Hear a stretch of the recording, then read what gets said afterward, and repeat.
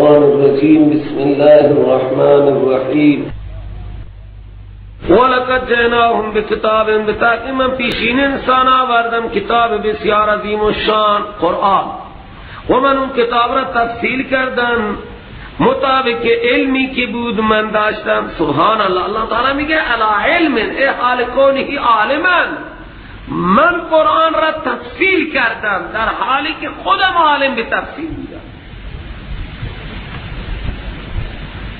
فصلناه علی علم حال کونی عالما به تفصیله در حالی که من عالم به تفسیر قرآن بودم.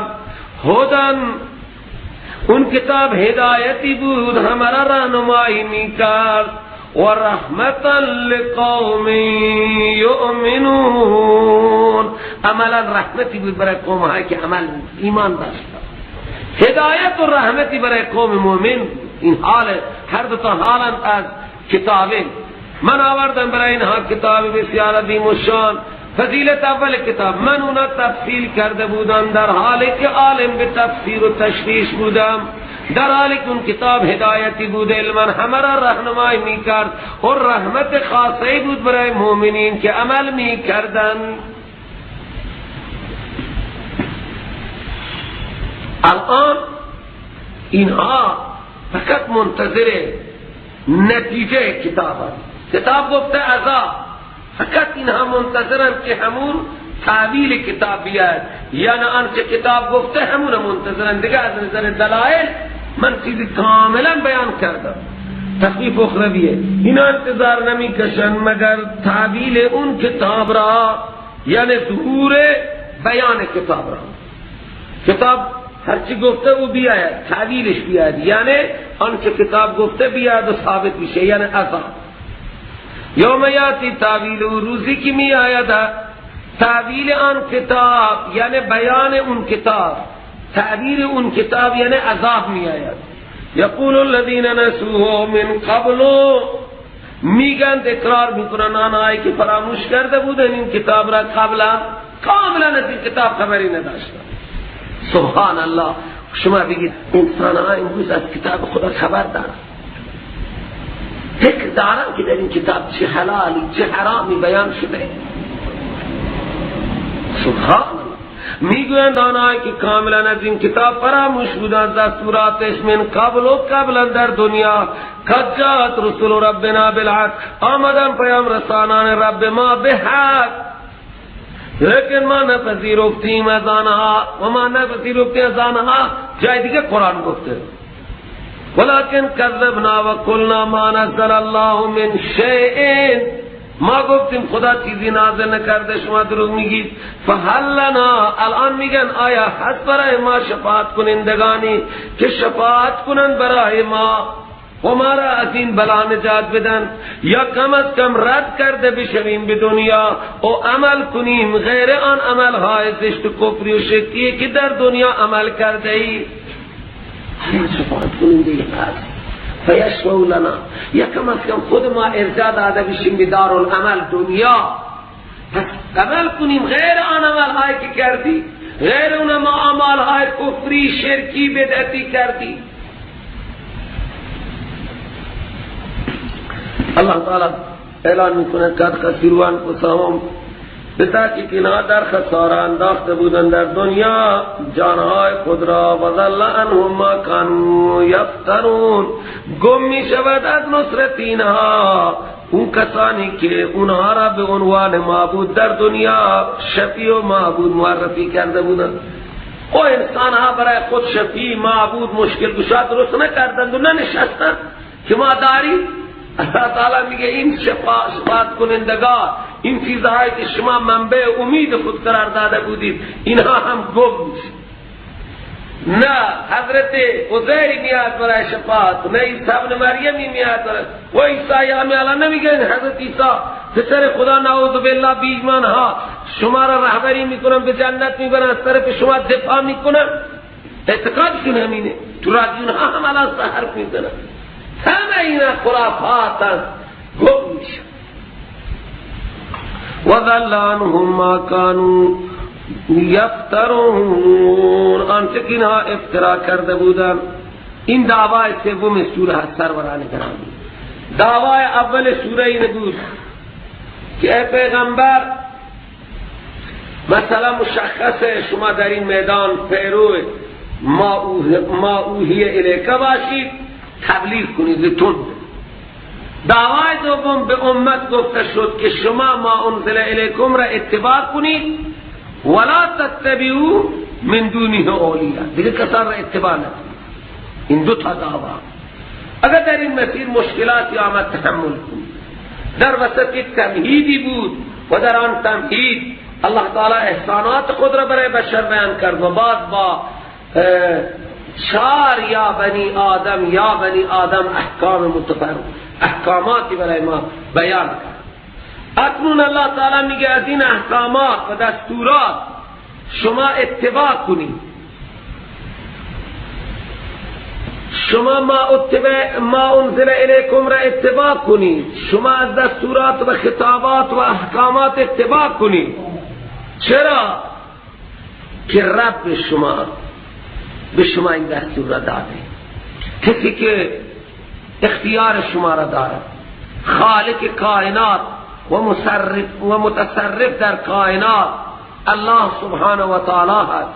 لذا این خالق و مالک و مدبر و متصرف به شما دستور داده. لذا شما باید از او اطاعت کنید.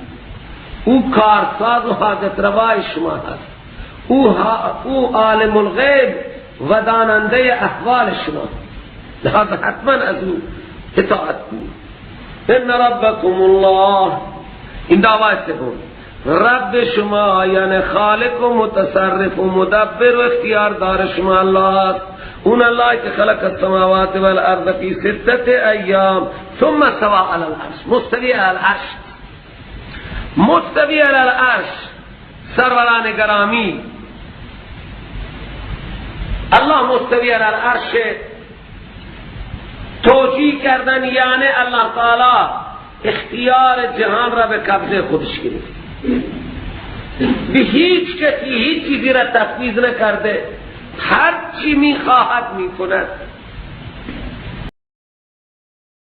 بر وقتی که استوارش مثل یک مخلوقی که حالا من در روی کرسی نشستم، شما روی این سقف نشسته اید، زیر سقف خالی. استوای ملک علی العرش همینه که بشینه سر یک جایگاهی که بالای او هم سایبانی باشد و زیر پای او هم یک صندلی و کرسی و تختی باشد و منبری. لیکن الله تعالی که از جسمیت پاک است، به این خاطر استوا علی العرش بزرگان چی گفتند؟ منقولا صادق و الحسن و ابی حنیفه و مالک رضی الله تعالی عنهم که ان الاستواء معلوم، کیفیت مجهول است. ایمان به استواء واجبه، انکار استواء علی العرش کفره، سؤال از کیفیت استواء بدعته. الله تعالی مثل یک مخلوقی که متمرکز نیست، ذات به مثل مانند. الله مستوی علی العرش و بس، استواء یلیک بشانه. لیکن بزرگان میگه هر جا که استواء علی العرش هست از تصرفات خدا بیان میشه، یعنی الله تعالی در دنیا متصرفه. اینجا ببین اول بیان کرد خلق السماوات والارض فی 6 ایام، به مدت 6 شبانه روز.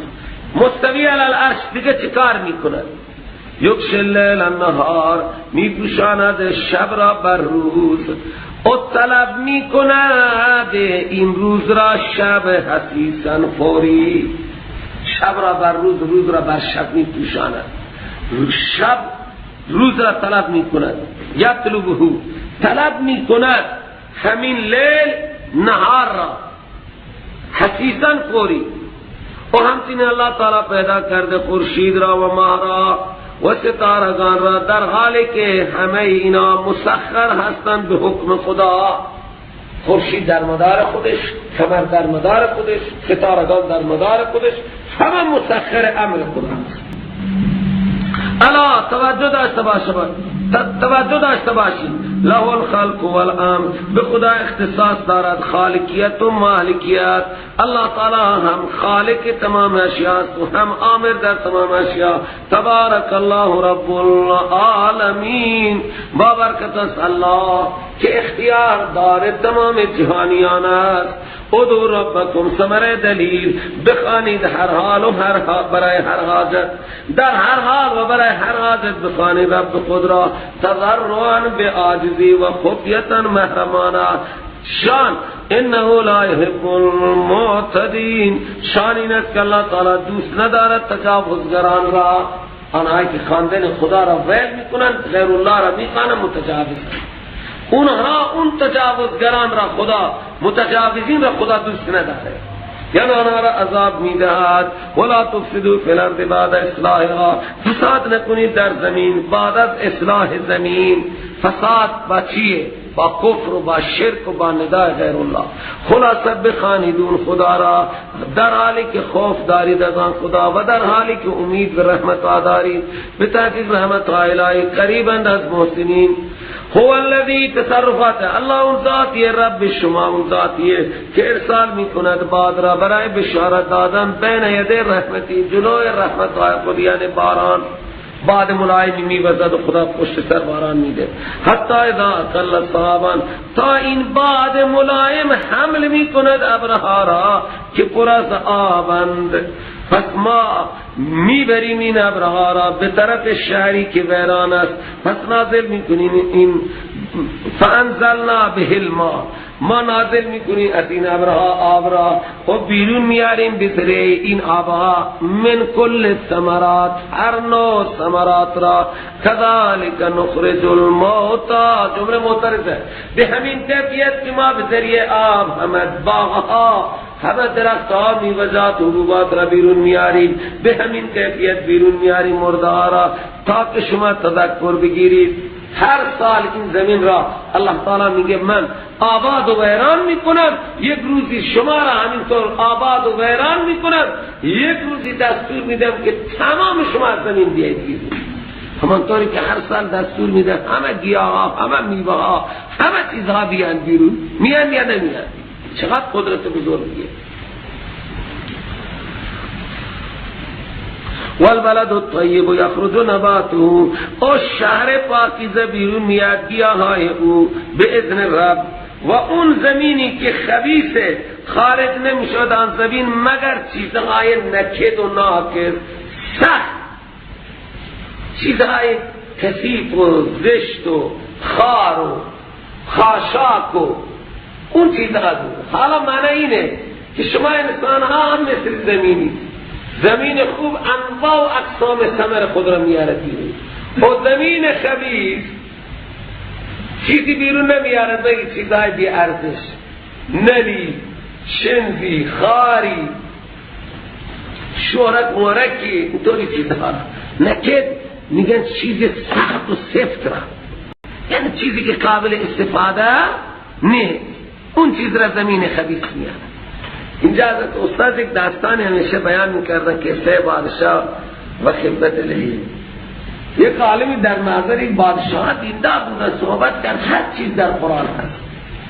بادشاه خوشتوی بود و ریش نازک و تنکی داشت. گفت بیان ریش من هم تو قرآن هست. گفت بله، والذی خبث لا یخرج الا نکدا.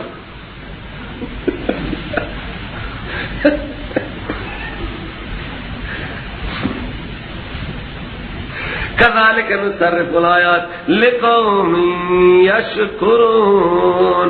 به همین کیفیت ما بیان میکنیم آیات را برای قومی که قدر شناسان، دلائل را فکر میکنن.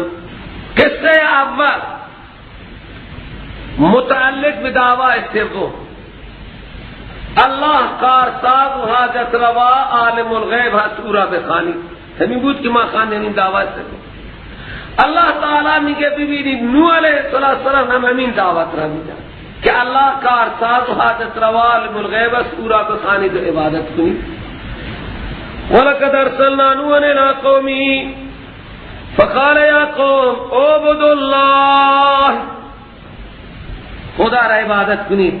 الله کارساز و حاجت روا، مشکل گشا و غیب داند. مالکم من اله غیره، نیست برای شما معبود غیر از خدا. انی اخاف علیکم عذاب یوم، اگر عبادت نکنید خدا را تنها، و من میترسم بر شما از عذاب روز عظیم. قال الملأ اون جماعتی را میگویند که برای مشوره تجمع میکنن، گفتن اراکینم قومه، ملأ اون رؤسا سادت و اقدا و کبرای قوم نوح علیه السلام گفتن انا لنراک فی ضلال مبین، ما میبینیم تو را در یک ضلال مبین، تمہارا دعوت به الہ واحد میدی، ایسی دعائنا الہ واحد، تمہارا بھی یک خدا دعوت میدی، ما فکر میکنیم که تو در گمراهی ظاهری. همه حاجات را مادید در بخواهیم، این همه عصبات و این همه عصبات عالیه در دنیا، این همه گنبدها و این همه تشکیلات، اینها را ویل کنیم و یک خدا را بخوانیم؟ عجیب پیغمبری تو، ما تو را در ضلال مبین می‌بینیم. قال حضرت جواب داد یا قوم لیس بی ضلالتون، و قوم یک ذره گمراهی من ندارم، لیکن رسول من رب العالمین، من بار بار به شما دعوت میدم چون رسول رب العالمینم، من مامور معصورم، ورنه من دیوانه ای که نیستم، منم گمراه نیستم. و بلغکم، فریضه من اینه که شما را تبلیغ میکنم پیام های ربم را و نصیحت میکنم شما را، و من میدانم از خدا اون علومی را که بدبختان شما نمیدانید. من تخصص کفر و شرک شما را من میدانم، شما را شرک گرفته، کفر گرفته، من با توحید شما را میخوام علاج کنم. اونها گفتن که ما میبینیم تو یک بشری هستی، ما نراک الا بشرا مثلنا. این جواب اون اعتراض ہے کہ اینها گفتن تو بشری، تو رسول نیستی. بین رسالت و بشریت تضاد ہے، یعنی بشر رسول نمیشه، تنافی و تضاد. حضرت فرمود اواجبتم ان جاءکم ذکر من ربکم، آیا شما انکار میکنید و تعجب دارید؟ چی چیز را انکار میکنید؟ رسالت من و تعجب دارید از این که آمده نصیحت، یعنی وحی آسمانی از جانب رب شما بر یک مردی که از خود شما هست، تاکہ اون مرد شما را آگاهی بدهد و آگاه کند از عذابهای خدا، و تا اینکه شما به اثر اطاعت از اون پیغمبر متقی بشوید از عبادت غیر الله، از جهنم نجات کنید و تا که شما مورد رحم خدا قرار بگیرید. خلاصه جر و بحث شد فکذبوه، 950 سال مرتب پورا تکذیب کردن. بعد از 950 سال من حضرت نوح را نجات دادم و مردم فانجیناه.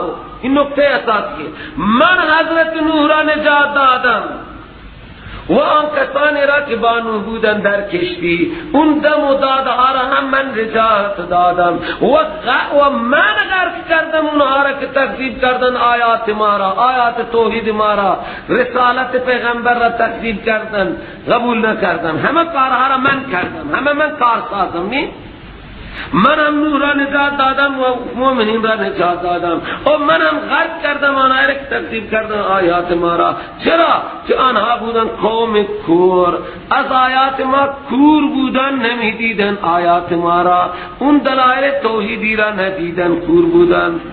خب این قصه دوم متعلق با دعوای سوم. دعوای سوم این بود خدا غیبدان کارساز حضرت رواست، لہذا او را بخوانید و عبادت کنید. ببینید این دعوت را نوح علیہ السلام هم داده، همین دعوت را حضرت هود علیہ السلام هم داده که کارساز حضرت روا اللہ است، فقط او را عبادت کنید و بس، او را بخوانید و سجده کنید و بس. ما فرستادیم به طرف عاد قوم، برادر آنها هود علیہ السلام را. قال حضرت فرمود یا قوم اعبدوا الله ما لكم من اله غیره افلا تتقون، آیا شما از عبادت غیر الله نمی ترسید؟ خدایی را که کارساز حاجت روا و مدیر و مدبر کائنات است، او را عبادت نمی کنی؟ او را عبادت کنی که غیر از او دیگه هیچ معبودی نیست. ابینه معنی لا اله الا الله، اعبدوا الله من الا الله ما لكم من اله غیره من لا اله. قال الملأ الذین، اینجا هم اراد قوم گفتن سرانی که کفر کرده بود از قوم هود علیہ السلام، انا لنراک فی صفاحت، ما شما را میبینیم در یک احمقی، کم عقلی، شما خیلی احمقی، سبحان الله. و انا لنظنک من الکاذبین، و به تحقیق ما یقین میکنیم تو را از دروغگویان در مسئله توحید و در تخویف عذاب، در رسالت، در دعوای توحید و رسالت و تهدید عذاب تو کاذبی. سبحان الله. قال حضرت فرمود لیس بی صفات، من یک ذره احمقی ندارم، لیکن رسول من رب العالمین، من رسول از رب العالمین شما را تبلیغ میکنم. ابلغکم رسالات ربی، من تبلیغ میکنم به شما پیام ربم را. و انا لکم ناصح امین، من یک خیر خواه ناصح، من نصیحتگر و خیر خواه هستم، امینم، در نصیحت خیانت نمی کنم، نصیحت خیلی امانتی برای شما میکنم. گفتن تو بشری انسانی تو رسول شدی؟ گفت عجب، تم آیا شما تعجب دارید از این که آمده پیش شما یک نصیحتی از جانب رب شما بر یک مردی از خود شما و تا که شما را آگاهی بدهد اون مرد؟ همین اعتراف که بر نوح بود، بر هود بود، بر محمد رسول الله همین اعتراض بود. مال هذا رسول یاکل الطعام و یمشی فی الاسواق. اللہ تعالی میگه پیغمبر ناراحت نباش، همه انبیاء همین اعتراض دارن بوده. و اذکروا، پیغمبر فرمود یاد کنید هنگامی که کرد شما را خدا جانشین بعد از قوم نوح. او عادی ها شما جانشینید بعد از قوم نوح. حضرت نوح علیه السلام سے پسر داشتن در کشتی سوار، حام، سام، یافت. یک پسرش که کافر بود و را غرق شد. سه پسر داشتن، حام، سام، یافت. اینها از اولاد سامن، عادی ها. بعد از قوم نوح عاد آمد روی کار، نسل سام و اینها را عاد اولا هم میگن از تفسیر مذهبی. عاد ابن اوس، ابن ارم، ابن سام، ابن نوح، پشت پنجم نوح هست. عاد ابن اوس، ابن ارم، ابن سام، ابن نوح. اینها نزدیک عاد.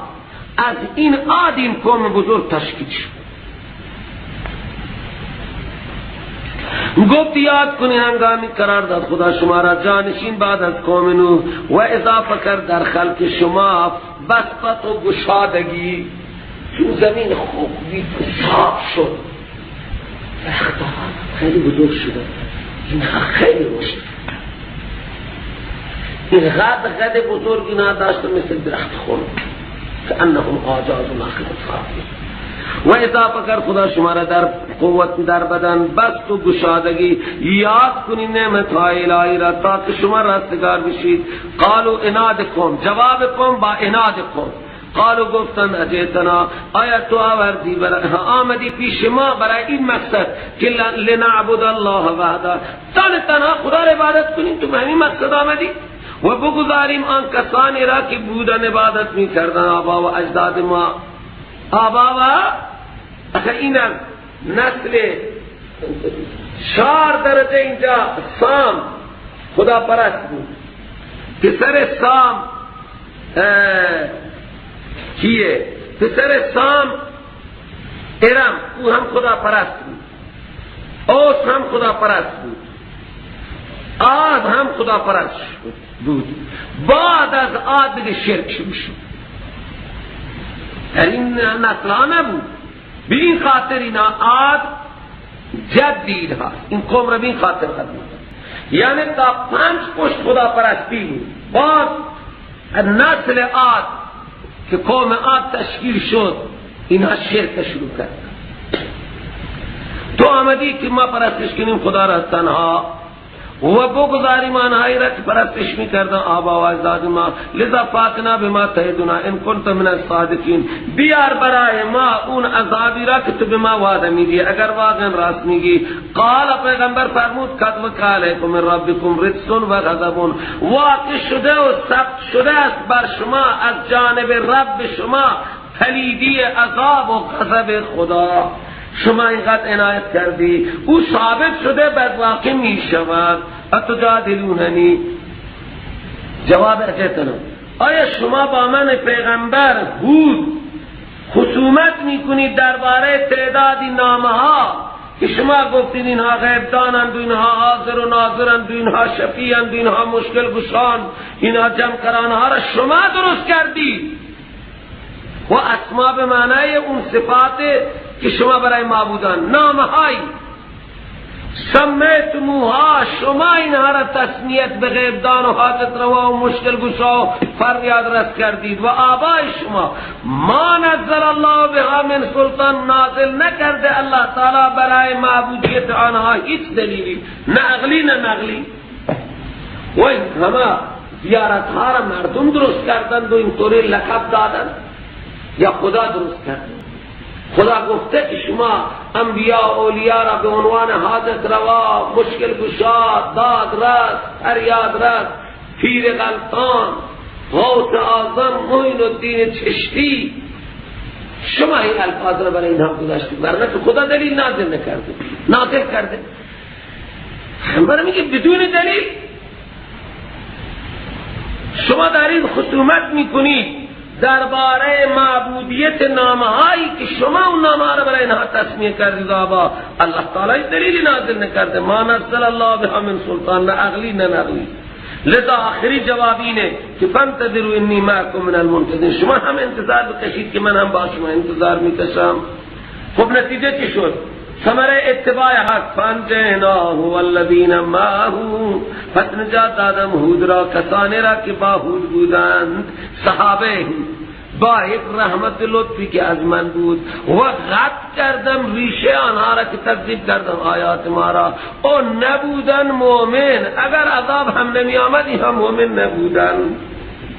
من اینها رو ریشه‌کن کردم و گذاشتم. و الی ثمود اخاهم، و به طرف ثمود قوم، چیزی که از عاد این نسل حضرت هود با امت هود اینها نجات کردنی، از این متبعان هود نسل اینها شخصی به نام ثمود پیدا شد.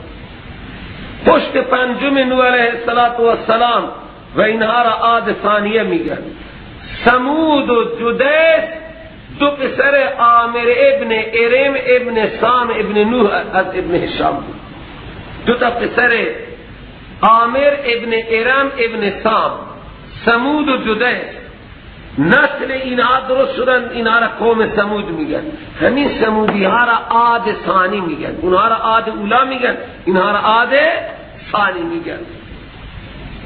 برای ثمود صالح علیه السلام همیشه عاد و ثمود قوم نام پیغمبرشون هود و صالح مشتبه نشن. هر جا ثمود صالح پیغمبر دوست مردم گیش میشن. و ما فرستادیم طرف ثمود برادر ثمود را، صالح علیه السلام را. صالح هم تبلیغ کرد. این قسم متعلق با دعوای صالح، الله غیب دان، حاضر ناظر، متصرف، او را عبادت کنید، همه انبیاء همی حرف را زدند. قال یا قوم اعبدوا الله ما لكم من اله غیره قد جاءتكم بینة من ربكم.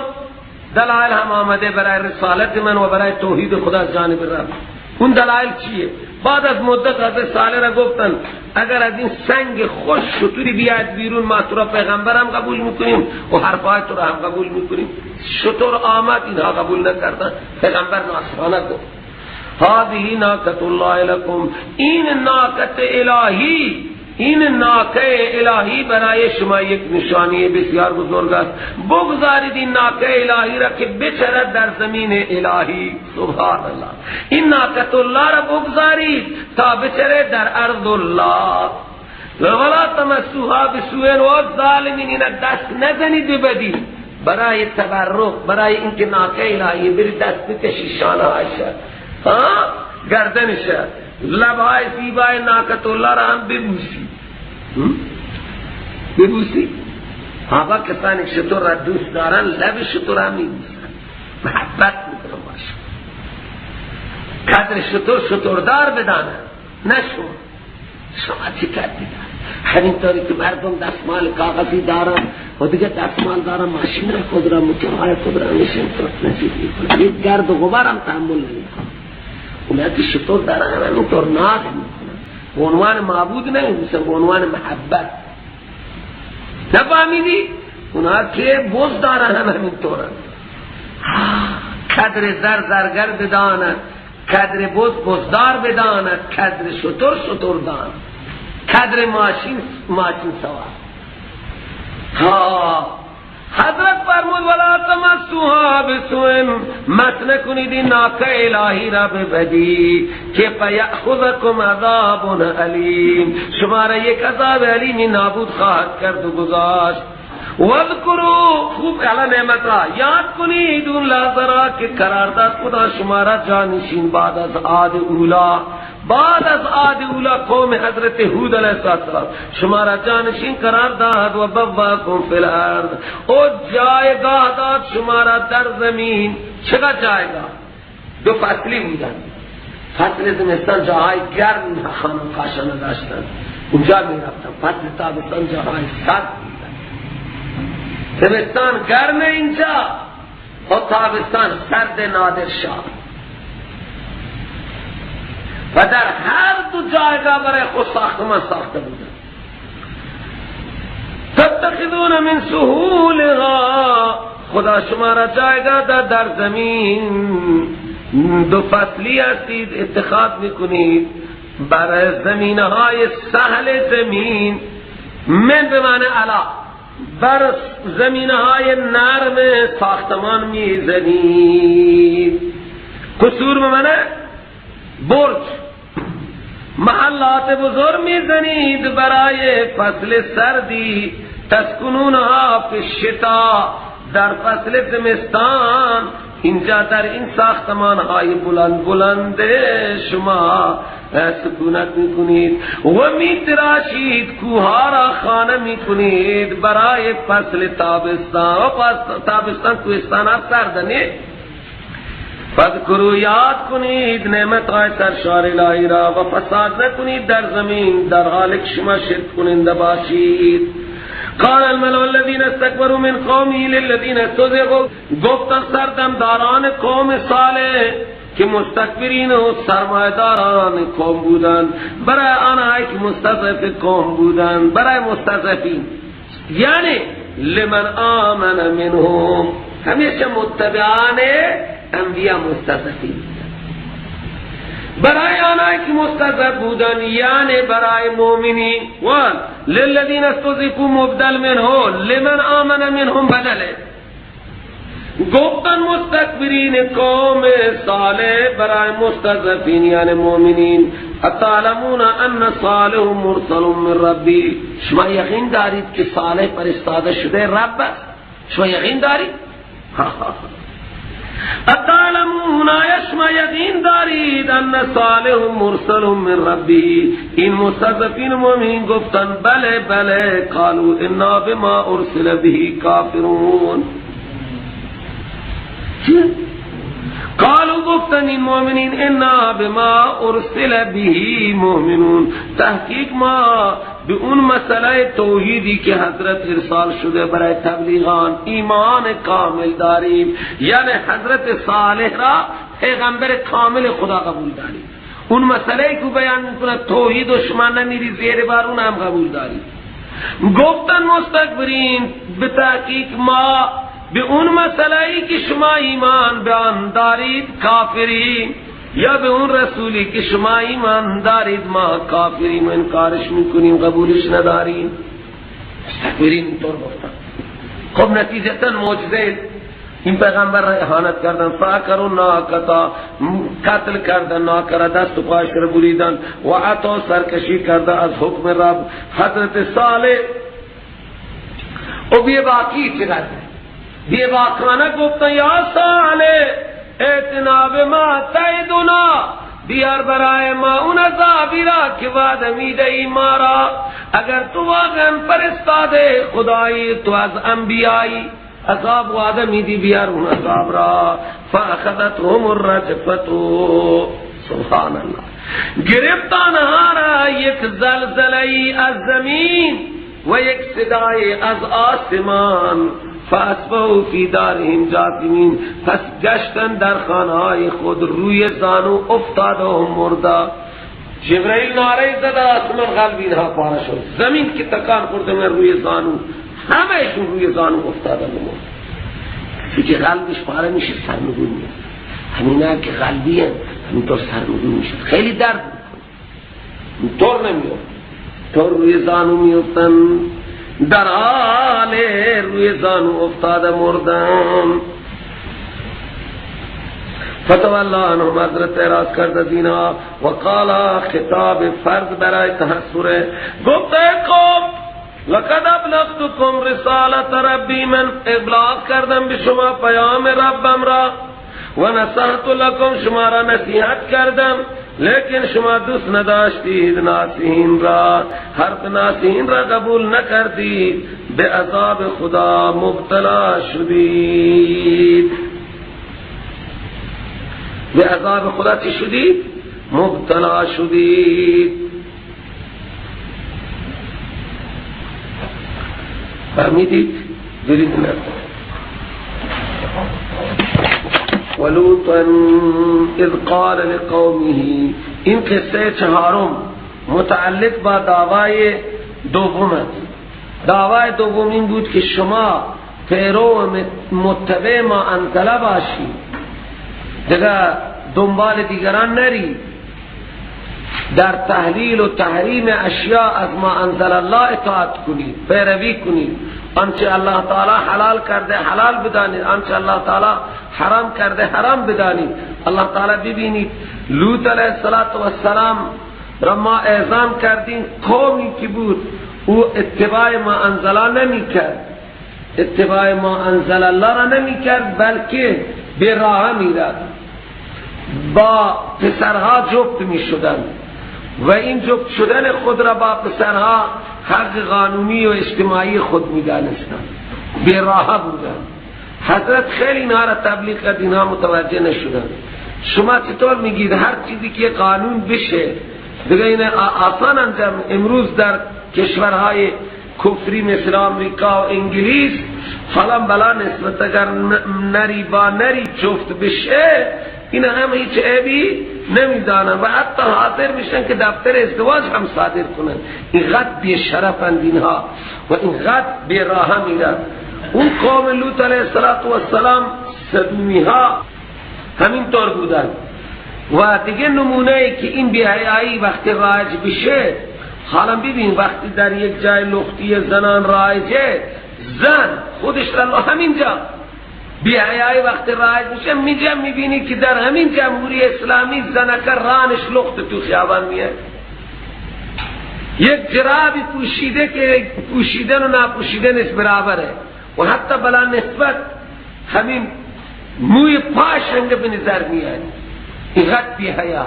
یا با یک رکابی میاد بیرون، سرش لخته، دستاش لختن، پاهاش لختن. خب این چقدر زشته. و برای یک زن با حیا یا حتی برای یک مرد که عرف نیست، شما شلوار خود را بالا نمیزنید که به شما میخندن.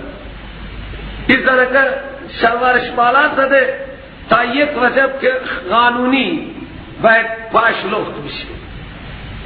شما تو شهرستانه برید ببینید چقدر ساک زنه لختن و چیزی بی حیاییه.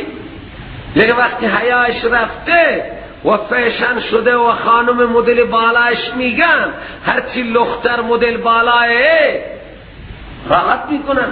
اونجا همین عمل زشت را همین امروز که زنا در این کشورهای کفری عادی، دو نفر با هم راضی میشن، جلوی انظار یک دیگر مثل خلاقه های دیگر را سوار میشه.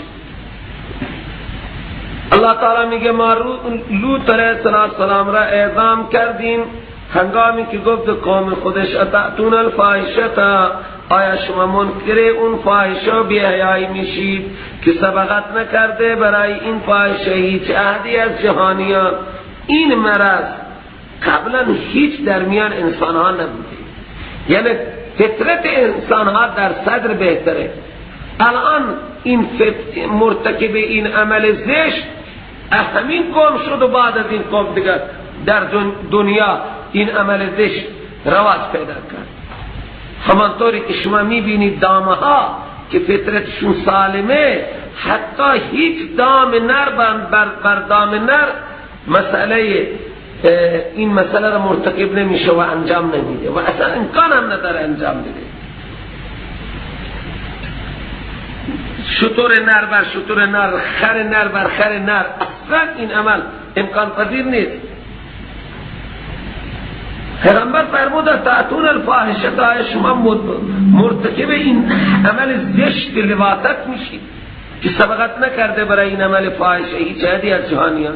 انکم لتأتون الرجال شهوتا تشریک الفاحشه، شما میایید پیش مردان برای شهوت.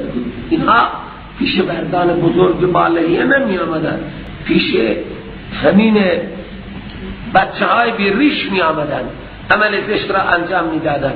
لیکن اینها فردا مرد می شد. چقدر زشته کسی عمل زشت را با کسی انجام بده، فردا هر دو تا مردم بزرگان، چقدر بیابروی زشتیه. این خاطر برای زشتی این کلمه زشت کرد که شما انکم لتأتون الرجال شهوة من دون النساء، حالانکه به رجال مردان بالغ را میگه. این عمل قانونی خود برای مردان نابالغ میدانست. انکم لتأتون الرجال شهوة من دون بل انتم قوم مسرفون، شما یک قومی هستید از حد گذشته اید، از حدود انسانیت و از معرفت انسانیت گذشته اید.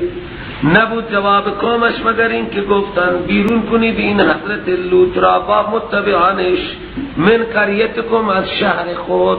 چرا اخراج کنم پیغمبر را؟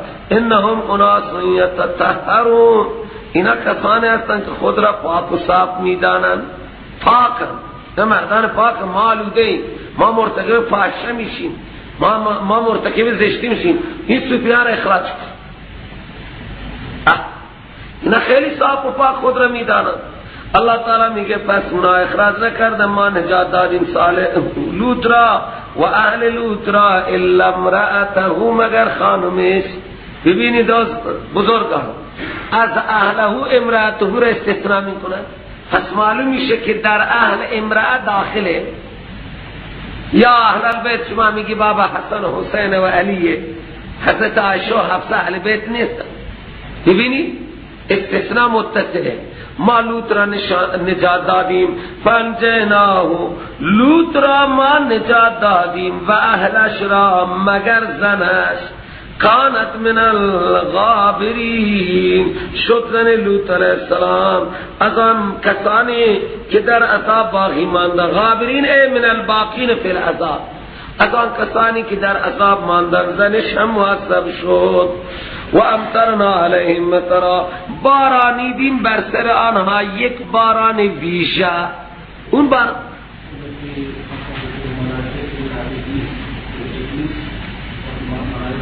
تو مگه از اول درس نبودی که من چقدر گفتیم استثناء منقطع، استثناء متصل، لیکن این استثناء متصل 100%. اونجا استثناء منقطع باشد، اگر استثناء متصل باشد تمام بحث ها را ما گفتیم. فرق نمی کنه استثناء متصل استثناء منقطع. اینجا استثناء متصل، مستثنا در مستثنا منه 100% داخله. چرا؟ که مستثنا از جنس مستثنا منه، از اهل حضرت لوط علیه السلام. و ما بارانیدیم بر سر نه، زن هیچ پیغمبری زنا نکرده. البته این مخبری بود. اخه اینها اینقدر مبتلا به این مرض لوطی بودن حتی زنان خود را اصلا هم دست نمی زدن. چه؟ زنا باید دیگر همونه. وقتی میگن این بزرگان نوشته کردن اینها همشون بعد مردان و با بچه ها جفت میشدن، زنان و اینها ویل بودند و خود با یک دیگر خود را میمالیدن. زن بماله چه فایده؟ تو بزرگ خب و امطرنا علیهم مطرا، ما بارانیدیم بر سر اینها باران ویژه‌ای یعنی سنگ. فانظر کیف کان عاقبت المجرمین، چشم را باز کن و نگاه کن چطور گشت نتیجه مجرمین، آخر مجرمین و عاقبت مجرمین چه شد. خلاصه تشریح جای دیگر میاد. و الی مدین اخاهم شعیبا، این قصه پنجم متعلق با دعوای ثانی و ثالث. ببینید قوم حضرت شعیب عبادت غیر الله میکرد. حضرت فرمود نه، خدا را عبادت کنی که کارساز هم هست، غیبدان هم هست، متصرف هم هست. و ببینید اتباع ما انزل را بکنید، حلال را حرام را برای خود حلال ندارید. وقتی شما کامل میگیرید و کم میدهید، این کم دادن شما از مال دیگران با شما میمانه، در کیل و وزن کمی میکنید. خب آنچه که کم میکنید از کیل و آنچه که کم میکنید از وزن، لغذا اینها برای شما حرام خواری نکنید، حرام را برای خود حلال ندن. این یک نوع حرفه و کاسبی میدانستن. تاجر بودن، دست ترازو را اینطور میکردن، کم از کم 200 گرمی کم میشه، ترازو را خوب نمیکشیدن، یا یک بلای بر سر ترازو می آوردن. میشه که بیارن بلاها. تو به این خاطر پیغمبر گفت اینکه شما کم بکنید در کیل و وزن، پس حق مردم حرامه برای شما و برای شما حرام رستور برای خود حلال میدن. کجاتکم بینت من ربکم، آمده پیش شما دلائل درباره توحید، درباره رسالت من از جانب رب شما. این انقلاب اون انقلاب اعتقادی بود، حالا انقلاب عملی. فاوفوا الکیل والمیزان، کامل کنید کیل و وزن را و کم ندهید به مردم اشیاء آنها را، که این کم دادن مردم اشیاء برای شما حرامه. آن که حق مردم با شما میمانه برای شما حرامه. این حرام را برای خود حلال ندانید. و فساد نکنید در زمین بعد از اصلاح زمین. اصلاح شده زمین، توحید آمده، رسالت آمده، لہذا با عمل و با اعتقاد زمین را فاسد نکنید. ذالکم خیر لکم، این که شما وزن مردم را، حق مردم را کامل بدید، کم نکنید، برای شما خیره. اگر یک ذره ایمان دارید و عمل کنید. دیگر نمونه فسادی بود که اینها رهزنی میکردن. کسی که به طرف پیغمبر میرفت جلوش میگرفتن، میزدن. این یک فساد. دیگر راه میبستن و مردم غارت میکردن. این خاطر فرمود لا تقعدوا بكل صراط توعدون، ننشینی سر هر راه برای اعراب کردن مردم و رهزنی و برای اینکه مانع بشوید از راه خدا. من آمن بالله، برای اینکه شما توعدون تهدید کنید مردم را، ارعاب کنید مالشون، و برای اینکه تصدون عن سبیل الله، در حالی که شما جلوگیری میکنید از راه خدا. من آمن بالله را، و در حالی که شما طلب میکنید اون راه خدا را. کجو کوجه حیله، حضرت اینجا معنی کرده حیله مولویانه میکنید، راه خدا را کج طلب میکنید. اما معامله کردی، سوداگری میکنید، حق مردم کم میدید، دغابازی نکنید، طلب نکنید. اینها هم خود را مؤمن میدانستند. و یاد کنید هنگامی که بودی شما کم در مال کم بودید، در عدد کم بودید. واقعا اگر ما نگاه کنیم ما قدیم کم بودیم، 40-50 سال ما خیلی کم بودیم. الله تعالی هم از نظر مالی و هم از نظر تعداد ما را برده بالا. اگر ما به 50 سال که عقب گرد میکنیم و نگاه میکنیم چقدر انسان ها کم بودن و چقدر هم از نظر مالی زیر صفر بودن. الله تعالی هم از نظر نفوسی هم از نظر مالی زیاد کرده. هم پیغمبر میگه یاد کنید وقتی شما کم بودید از نظر مال و از نظر عدد، فکثرکم، هم از نظر مال و عدد خدا شما را اضافه کرده. یاد کنید که فکان عاقبت المفسدین، چه شد نتیجه فسادکاران. و ان کان طائفه منکم آمنوا بالذی ارسلت به، این شبهه کسانی که ایمان نیاوردند بر آنها عذاب چرا نمی آید؟ اللہ تعالی گفت بخاطر نیکان کمی عذاب مؤخر ہے. به تحقیق کان طائفة منکم بودن، این علم مخفف نه المسکنه، بود یک طایفه از شما ایمان آورده بودن به اون چیزی که من فرستاده شدم به آن، و به تحقیق یک طایفه ای هست البته ایمان ندارن.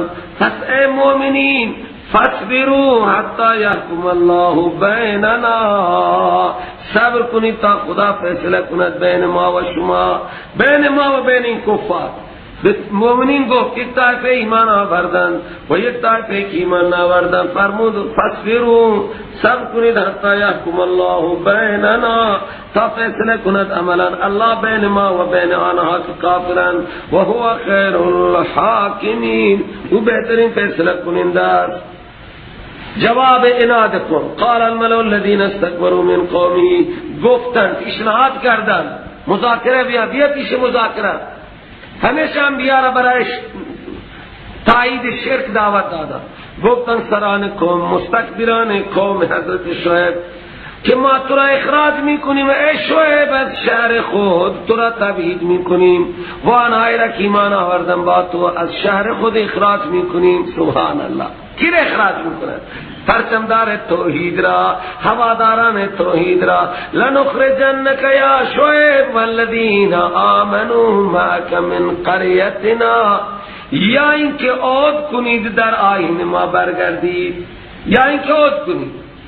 او من اولا تعودن فی ملتنا، قال پیغمبر فرمود حمزه استفهام معطوف لمحذوف، انا اعود، آیا ما عود میکنیم اگرچه هم اون آیین کفری شما را ناپسند بداری، ولو کننا کارهین، اگرچه ما ناپسند میدانیم عود میکنیم. این استفهام انکاری، هرگز ما عود نمیکنیم اون دینی را که شرک است و کفر است و نجاست است. ما اگر برگردیم معنی اینه که تعالی هرچی ما تبلیغ توحید کردیم همه دروغ نیست، تو ما افترا میکنیم بر خدا کذب را اگر عود کنیم در آیین شما. پس تعالی که هرچی ما مردم دعوت دادیم ابلاغ کردیم دیگه الان ثابت کنیم که اینها همه دروغن. ما افترا میکنیم بر خدا کذب را اگر عود کنیم در آیین شما. ما مفتری حساب میشیم، ما دروغگو حساب میشیم بعد از اینکه خدا هم ما را نجات داده از اون ملت باطل شما. اصلا امکان ندارد برای ما که برگردیم در اون آیین و ملت باطل شما مگر اینکه خدا بخواهد که رب است. حکمت خدا، حکمت بالغه خدا اون چیز دیگره، لیکن اصلا امکان ندارد که ما برگردیم. انبیاء علیه السلام اظهار عجز کردن، ترددی نداشتن در سرانجام خود. اصلا امکان ندارد که ما برگردیم در آیین باطل فیها در اون ملت شما، الا ان یشاء الله ربنا، مگر الله بخواهد. حکمت خدا چیزی دیگر است، مشیت خدا چیزی دیگر است، ما با اون کار نداریم. وسیع ربنا کل شیء علما، وسیع ربنا از هر چیز از نظر علم. علی الله توکلنا، فقط ما بر خدا اعتماد داریم. ربنا افتح بیننا و بین قومنا بالحق، بار الہ فیصله بفرما عملا بین ما و بین قوم ما بحق، به انصاف. یعنی این بالحق اعتراض از بی انصافی نیست، به حق فیصله بفرما و انت خیر الفاتحین، تو بهترین فیصله کننده ای. خب حضرت دعا کردن، ملا دو مرتبه رو کردانیدن. قال الملأ الذین، ملا سردمداران قوم را میگن، سردمداران قوم حضرت لوط علیه السلام، سردم رئیسان الذین کفروا از قومش گفتن، کی را گفتن؟ ملت خود را خطاب کردن. قال الملأ الذین کفروا من قومه، سردمداران کفر سخنرانی کردند و گفتند به متبعان خود، به رعایای خود که لئن اتبعتم شعیبا انکم اذا لخاسرون، اگر شما حضرت شعیب را اتباع کردید شما خاسرید، شما بدبخت ازلید. لذا فاخذتهم الرجفة، سخنرانی کرد، نه خود ملا اتباع کردن و نه ملت را بود. پس گرفت اینها را یک زلزله از زمین و یک صیحه از آسمان، پس گشتن در خانه خود، روی زانو افتاده و مرده. جاثمین یعنی روی زانو افتاده مرده. الذین کذبوا علی ثمره گیریه، نتیجه گیریه. اونایی که تکذیب کردن شعیب را گویا که سکونتی نداشتن در این شهرها، چنان مکذبین شعیب را خدا مار پیچ کرد توی عذاب که گویا اینجا کسی ساکن نبود. زمین یک تکانی خورد و از جبرائیل از آسمان نعره زد، همه روی زانو افتاده مردن. زن مرد، مرد مرد، بچه مرد، بزرگ کوچک همه مردن.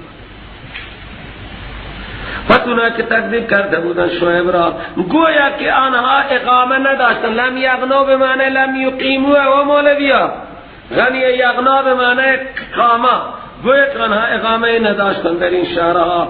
اونها اللہ تعالی میگه که تکذیب کردن شعیب را کانوا هم الخاسرین، اونها خاسرین ابدی گشتند. فتولی عنهم، حضرت اعراض کرد از اینا و قال، گفت حسرتا ای قوم لقد ابلغتكم رسال، همه انبیا همینطور حسرت خود و قومشون تباه شدن. ما شما را ابلاغ کردیم پیام رب را و نصیحت کردیم را شما، حالا چطور من غم کنم بر قوم کافر، آنانی که از دست خود مصیبت خریدن. قوم کافر یعنی آنهایی که با دست خود بلا خریدن، کفر کردن. من چطور حزن کنم؟ یعنی حزن من چه دردی دوام میکنم؟ آنهایی که با دست خود را بدبخت کردن. حالا التفات به سوی اهل مکه بعد از 5 قصه ها، 5 قصه خواندیم. خب الان التفات به سوی اهل مکه. و ما ارسلنا فی قریة من نبی، سنت الهی بیانه، ما در هیچ شهری هیچ نبی مبعوث نکردیم. قریه به اصطلاح قرآن شهر، مگر اول عذاب کوچک دادیم قومها، گرسنگی و تشنگی آوردیم که شاید توبه کنند. وقتی توبه نکردند و تمرد کردند و ریششون کندند. از این 4 داستان همینطور معلوم شد، 5 داستان. البته ما نفرستادیم در هیچ شهری هیچ پیغمبری را مگر بر اثر تمرد و نافرمانی. اون پیغمبر نافرمانی شده، بعد ما اول عذابهای کوچک دادیم برای تذکر. الا مگر ما گرفتیم اهل اون قریه را بالباسای، با شدت فقیری و ناداری، و ضرا، با ضررهای بدنی، تا که اینها حکمت اخذ هست، تا که این ملت ها تضرع کنند، از کفر و شرک باز بیایند. بعد دیدیم که از این راه اینها اصلاح نشدند، نعمت دادیم. ثم بدلنا مکان السیئة الحسنه، بعد در جای سیئه حسنه به آنها دادیم، یعنی به جای قحطسالی و خشکسالی و ناداری و مرض صحت و سلامتی و مال و ثروت دادیم.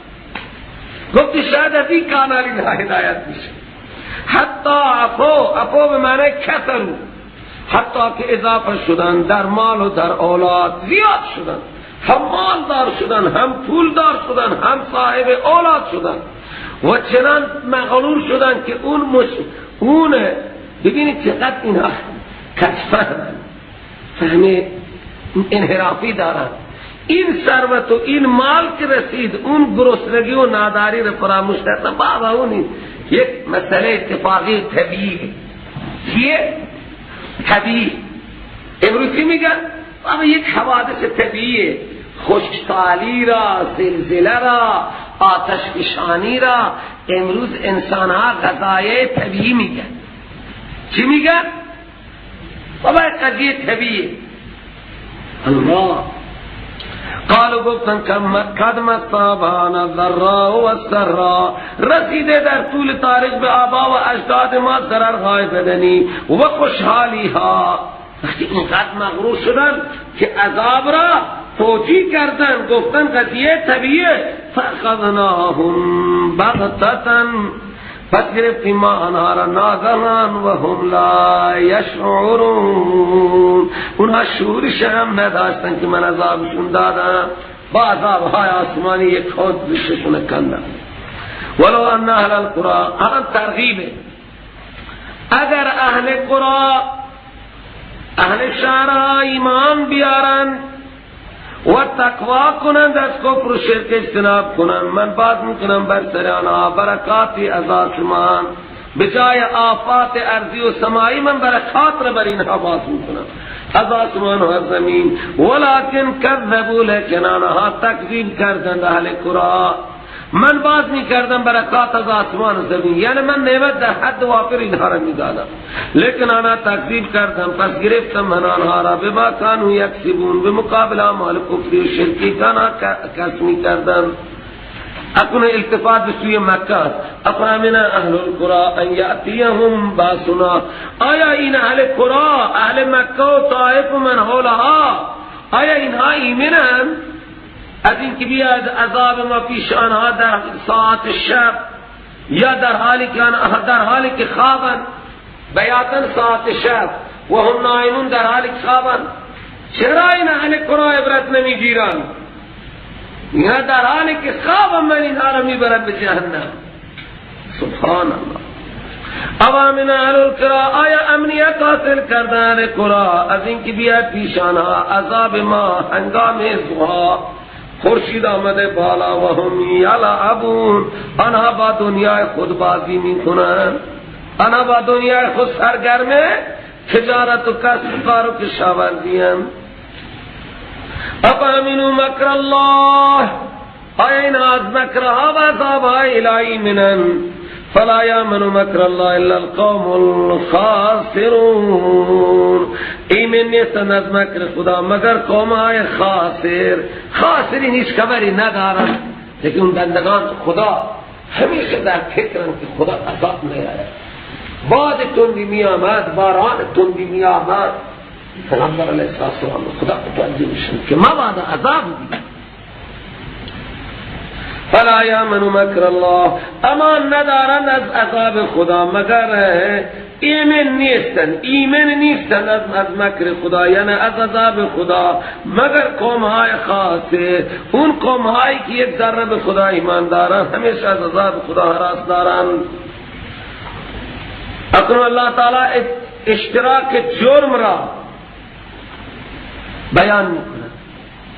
اولم یهد للذین یرثون الارض من بعد اهلها الله نشاء اصبناهم بذنوبهم، این الله نشاء اصبناهم بذنوبهم فاعل الم یهدی هست. اولم یهد للذین یرثون الارض من بعد اهلها، آیا ظاهر نشده برای آنهایی که وارث زمین شده اند بعد از اهلش؟ حالا وارث زمین الان کیا هستند؟ 50 سال قبل کی بودی؟ 50 سال نه 25 سال قبل وارث شهرداری کی بوده؟ وارث این ایران بزرگ کی بوده؟ مگه این ظاهر نشده برای اینهایی که وارث زمین شدن بعد از اهل این مطلب که اگر من خدا بخواهم اصبناهم بذنوبهم، عذاب میدم آنها را به مقابل گناهشون؟ باید برای اینها متوجه بشه من اون پیشینه ها را بردم، الان این قدرت را به دست آقایان دادم که کی انصاف میکنه و کی نمیکنه. خود به خود این بردن من دلیل عذاب منه. آیا ظاهر نشده برای آنهایی که میراث زمین وارث زمین شدن بعد از اهلش که اگر ما بخواهیم عذاب میدیم آنها را به سبب گناه آنها، کفر و شرک آنها، و مهر میزنیم بر دل اینها، پس اینها هیچ نمیشنوند حق را، قبول کردن به جای خود که حاضر به شنیدن حق نیستند. سبحان الله. تلک القرى، تلک مشارلش، همین شهرهای تباه شدن که ذکر آنها شد در ماقام. این همه شهرهای تباه شده بیان کردیم ما بر شما از اخبار این شهرهای تباه شده، و البته آمد برای این اهل شهرها پیامبران آنها با دلایل واضح و روشن، لیکن قوم این شهرها، ملتها چقدر نبودن این اهل شهرها ایمان بیارن به ما کذبوا، آن چیزی را که تکذیب کرده بودن قبل از پیغمبرها، یعنی اون شرکی و کفری و آیاتی که اینها قبلا هر حالتی داشتن اینها حاضر نشده ایمان بیارن، نبودن آنها ایمان بیارن به آن چیزی که تکذیب آن را کرده بودن قبلا، یعنی ایمان، توحید، توحید را، رسالت انبیاء را، لہذا اینا بعد از آمدن انبیاء هم ایمان آوردند. کذالک همین طوری که بر دل آنها مهر زدم و به جهنم رسانیدم، مهر میزند خدا بر دل کافران زمانشون. و الله تعالی میگه و ما وجدنا لاکثرهم من عهد، وقتی عذاب هم می آمده اینها عهد و پیمان میکردن بعد نقض میکردن. ما نیافتیم برای اکثر آنها وفایی به عهد، وفایی به عهد، هیچ عهدی ندیدیم، یعنی اینها عهدها را، پیمانها را وفا نکردن. و ما نیافتیم اکثر آنها را، و این مخفف من المستقله، و به تحقیق یافتیم اکثر آنها را فاسقان درجه یک. این قصه ششم هست متعلق به دعوای اوله.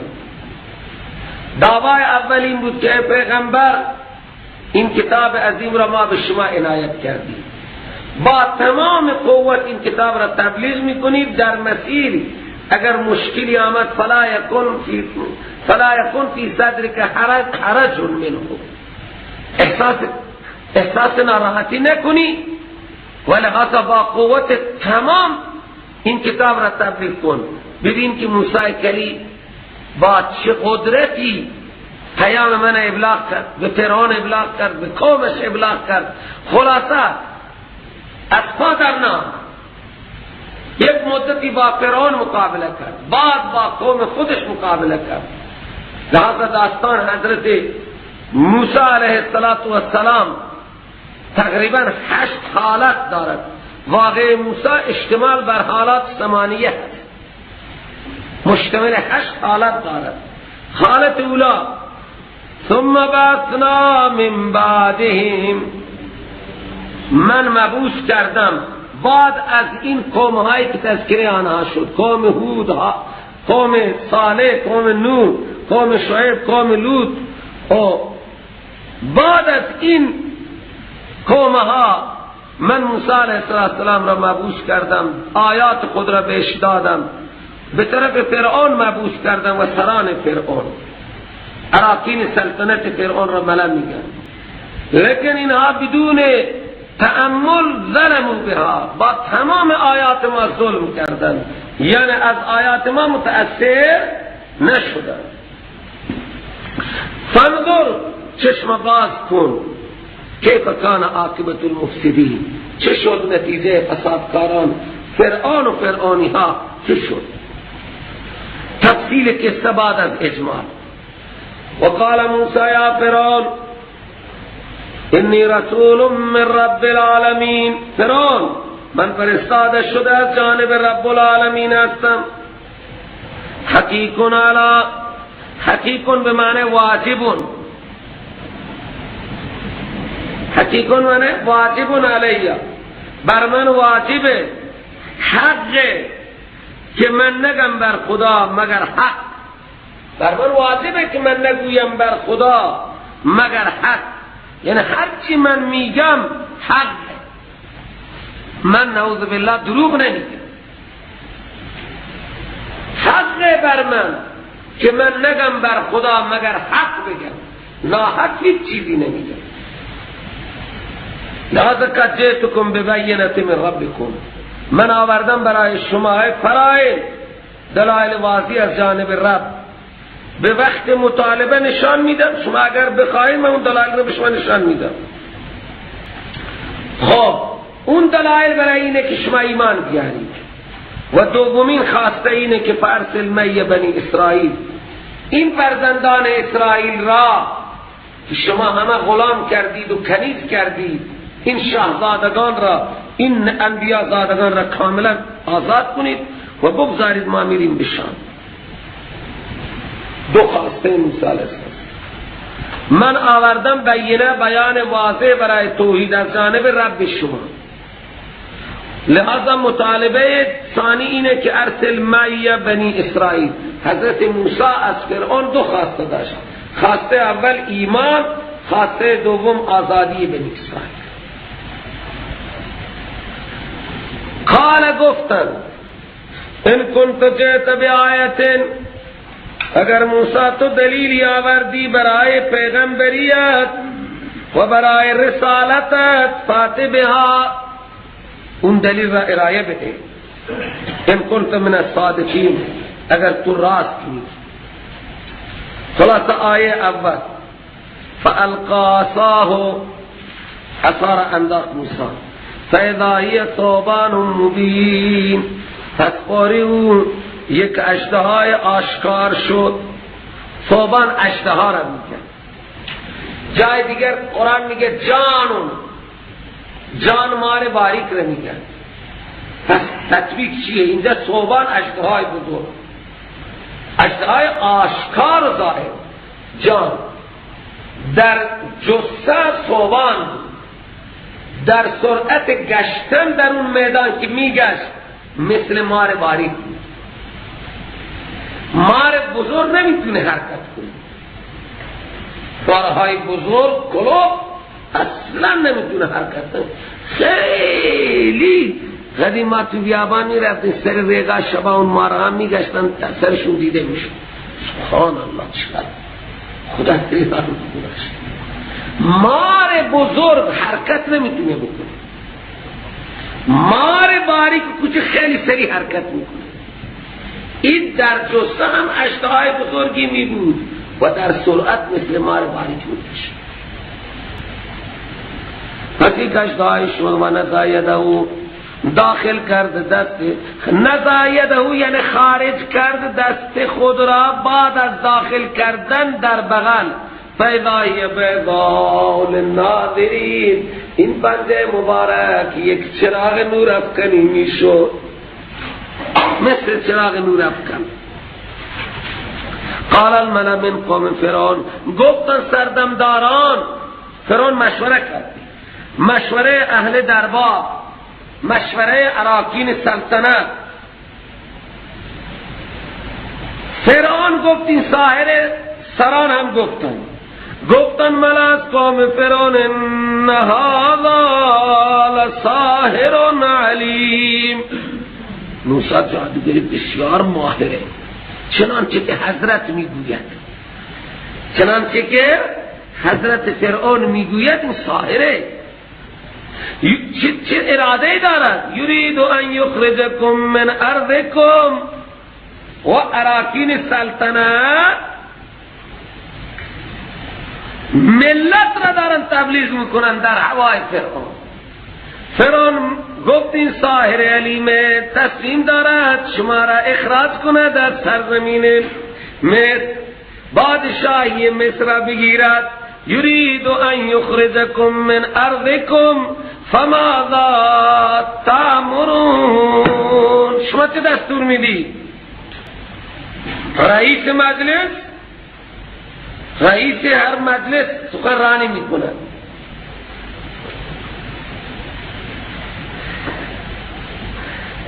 شما چه میگی؟ فماذا تأمرون، چنانچه که بادشاه شما مشوره میگیرن. اون مشیران درجه یک زیر دستان را گفتن، اونا همه مشوره دادن. ارجع و اخاهو، مولد بدید بین موسی و برادرش، و ارسل فی المدائن حاشرین، و فرعون لعین بفرست در شهرهای مملکت،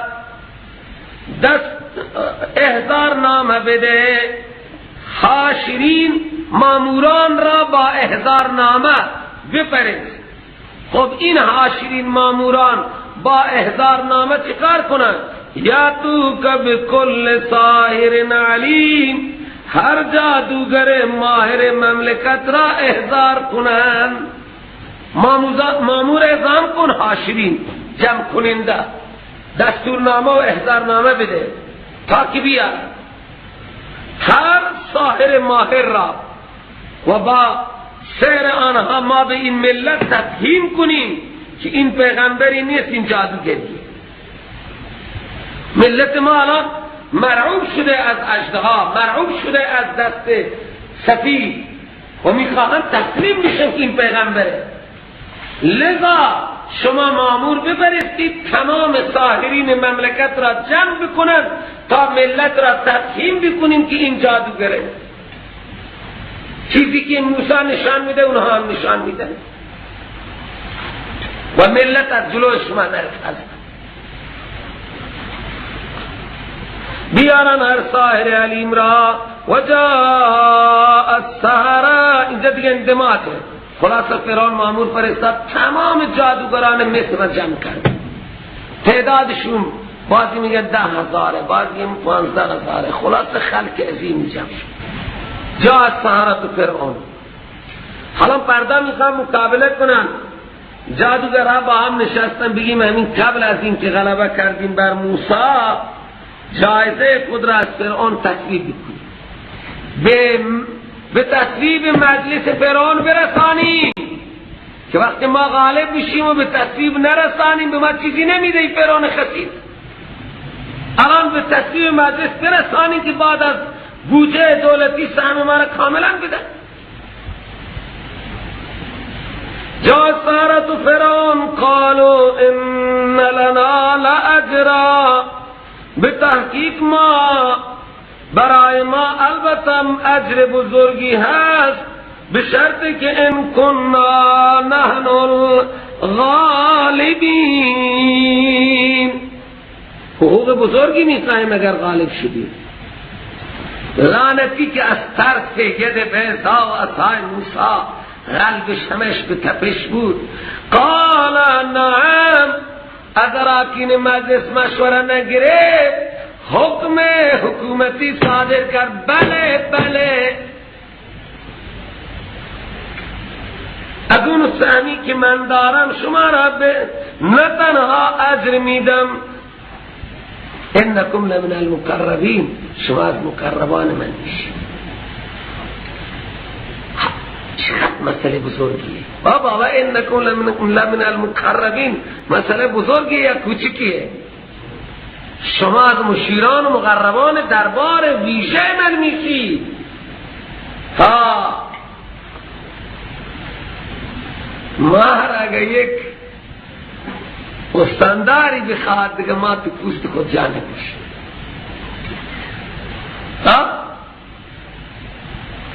مهر به جلوی در استاندار کسی بگذاره دیگه تو پوست خود جا نمیشیم. ما خواستم نامه فرستاده برای ما. مثلا مولا عربی بینی کی سجل سیر بگره کجا میری؟ نامه فرستاده برای ما. تانگ مرغی.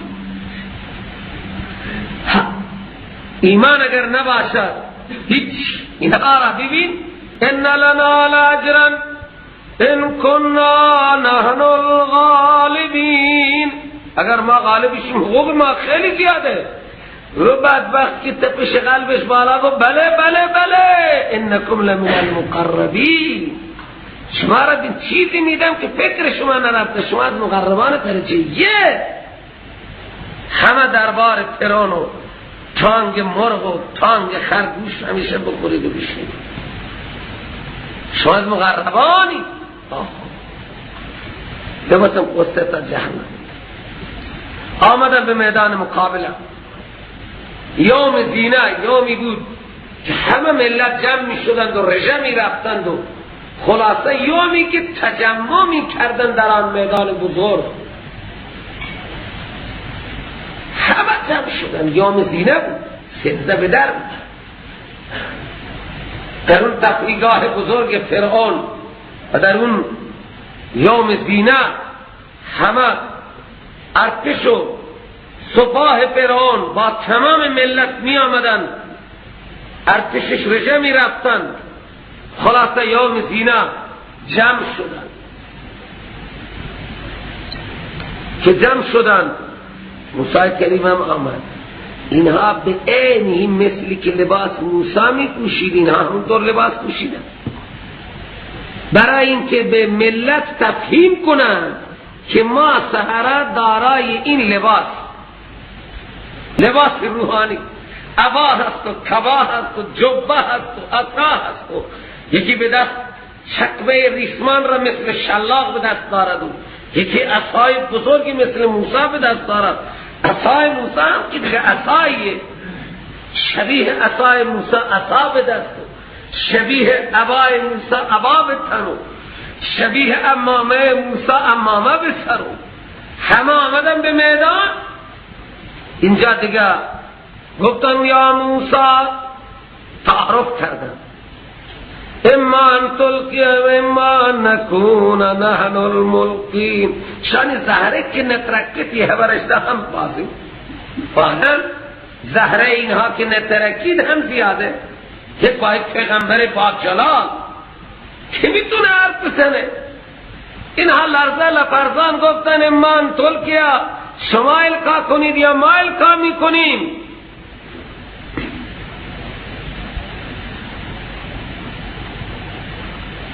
یا ما القا میکنیم چوبه ها و ریسمان ها را، یا شما عصای خود را القا کنید بیاندازید دستارا، یا ما میاندازیم آنچه را که میاندازیم چوب و ریسمان و غیره. حضرت فرمودن خوب شما بیاندازید، شما پیشقدم باشید، حکومت مال شما، امر هم مال شما، لحاظ شما صاحبان هم جلو باشید، حق تقدم دارید.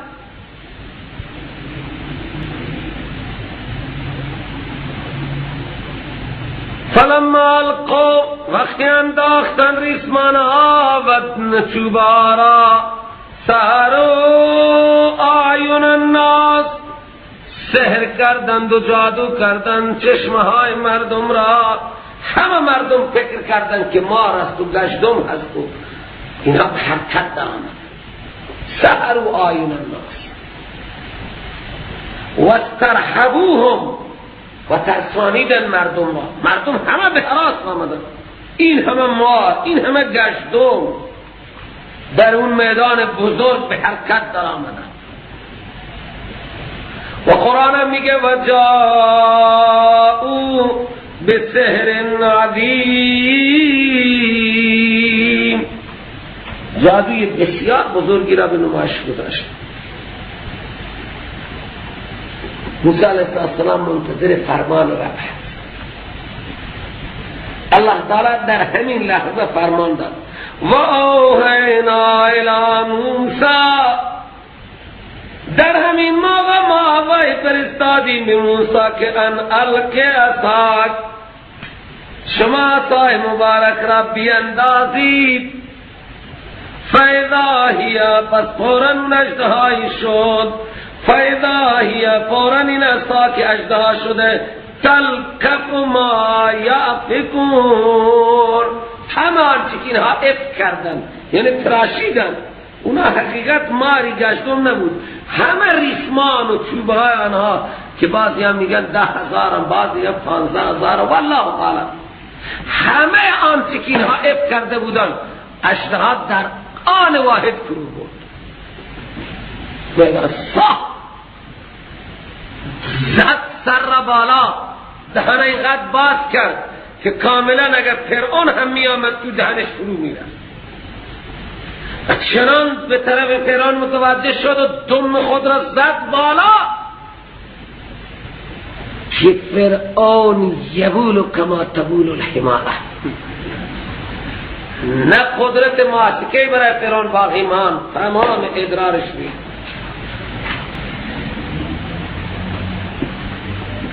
فوقع حق ثابت شد و بطل ما کانوا یعملون، آنچه اینها عمل کردن باطل شد.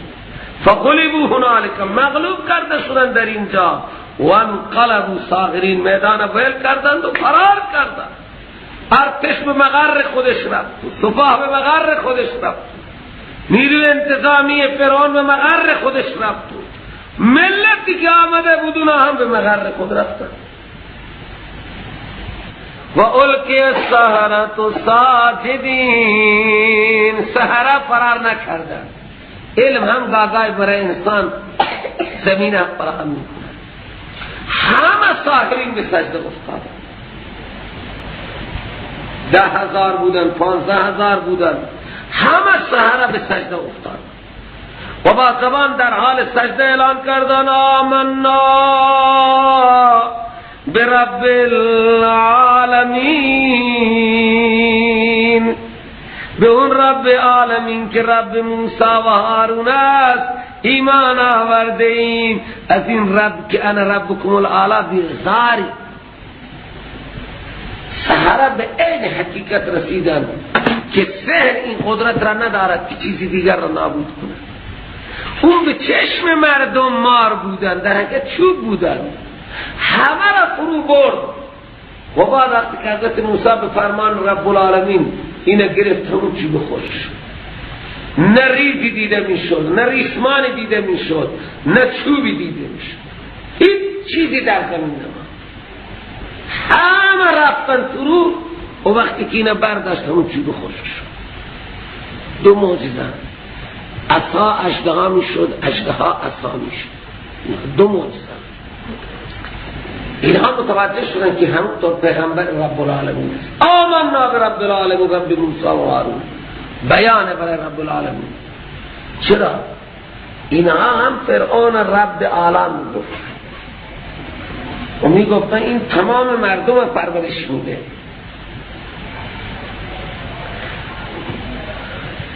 فرعون به ایمان مبهوت شد، لیکن سیاسی هم هست. چی باید بگه؟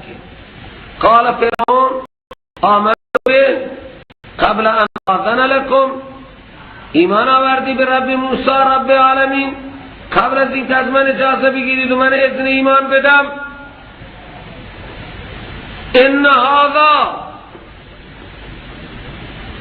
این غالبیت و مغلوبیت یک مکریه، مکرتموه، شما این تدبیر را به راه انداختید در شهر، تا شهر لتخرجوا منها اهلها، تا شما اخراج کنید از این شهر اهل شهر را، فسوف تعلمون، ان قریب شما میدانید من با شما چی میکنم. اینجا اینطور گفت، جای دیگر گفت این موسی استاد شما، ان هذا لکبیرکم علمکم السحر، دست و پای شما را قطع میکنم. شما ترفندی به راه انداختید توی کشور، با یک سیاستی، یک سری سیاست ها بازی کردید، اطلاعات ما خبر نشده از سیاست های بازی، سیاست بازی های شما. الان کار شما را تمام میکنم. والله مرا چکار میکنید؟ لأقطعن ایدیکم و ارجلکم من خلاف، دست و پای شما را برعکس قطع میکنم. ثم لأصلبنکم اجمعین، به همه شما را به تنه درختهای خرما به دار میآویزم، به دار میکشم. لأقطعن ایدیکم و ارجلکم من خلاف ثم لأصلبنکم، باز شما را به دار میکشم، همه شما را، هم استاد شما را، هم شما را. قدرت ایمان را نگاه، ایمان چه قدرتی؟ قبلا جیره میخواست، الان قدرت ایمان اینا را چقدر دلیر میکنه. ایمان بیاید جایی، ایمان یک قدرت است، یک حقیقت است. همه به یک صدا گفتن انا الی ربنا منقلبون. لازر اصلا ضرری نیست، فقل ما انتقا، انجام بده آنچه که تو انجام دادنی هستی، هر غلطی نکردی بکن، فوقش ما را میکشی، با مرگ ما به ملاقات رب میریم، اصلا پروایی نیست. لازر فقل ما انتقا انا الی ربنا منقلبون، ما با مرگ به طرف رب برمیگردیم.